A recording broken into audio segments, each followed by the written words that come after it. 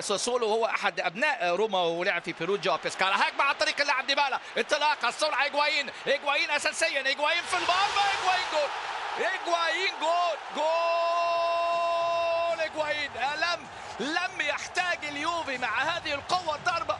بص شوف ديبالا عملها ازاي، وايجوايين يا ولد ايجوايين اول مباراه اساسي النهارده بعد ما لعب بديل في اللقاءين. لكن شوف الهجمه، شوف سرعه نقل الهجمه، شوف انطلاقه ديبالا والاتش دي امامنا. هو هدف ايه؟ هدف جميل من النجم الارجنتيني جونزالو ايجوايين، يسجل امامنا الهدف في هذه اللقطه وفي هذه اللحظه. هدف يعني عالي الجوده، الاتش دي امامنا هنا اهو اتعملت حلوه قوي من ديبالا. قال ايجوايين من جانب اليوفي. كره على طول ملعوبه، محاوله جديده، انطلاقات لشتاينر، الكرات العرضيه ودي راسيه هنا. شوف الكره وملعوبه والتكمله في اللقطه الماضيه، ولكن على طول يا عيني للصبح.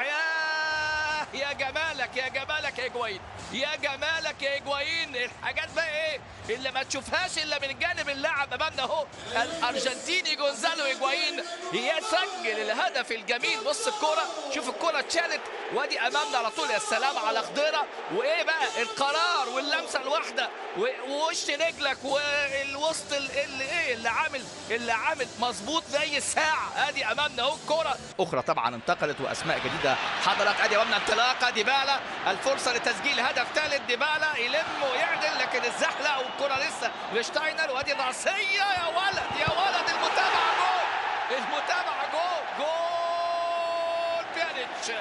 الظهور الاول لايجوايين يسجل هدفين، والظهور الاول لبيانيتش يسجل هدفه الاول هنا في متابعه في اللقطه الماضيه لهذه الكره ورأسيه امامنا هو، والهدف ياتي في هذه اللقطه. شوف ديبالا بتحرك تحرك رائع الحقيقه.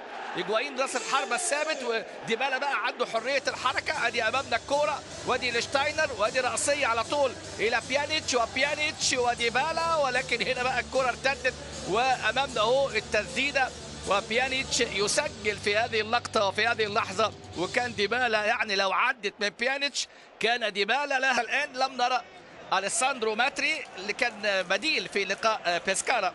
أليساندرو ماتري، كرة على طول ملعوبة ركنية، وخطأ كبير